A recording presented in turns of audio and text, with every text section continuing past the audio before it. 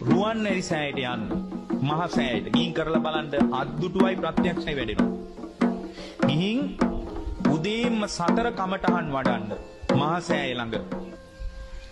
වඩලා ජීවිතේ පූජා කරන්න බුදුරජාණන් වහන්සේට පාදම හරිය නලල තියලා බුදුරජාණන් වහන්සේට ජීවිතේ පූජා කරන්න පාන්දරම එලකිරි වලින් එලකිරි ටිකක් හොයාගෙන පිරිසුදුව ඒක හොඳට පෙරලා අරගෙන පින්වත්නි කෙලෙස් සහිත කාටවත් ඉඳුල් කරන්න දෙන්නේ නැතුව ඒ එලකිරි වලින් කිරිහාර ලොකු පාත්‍රයක් හදලා පාන්දර 5මාරත් 6ත් අතර කාලේ මහසෑයට පූජා කරන්න ජීවමාන සංඥාවෙන් ලොකු පැන් පාත්‍රයක් පූජා කරන්න කුණු පැන් පාත්‍රයකුත් පූජා කරන්න 5මාරත් 6ත් අතර.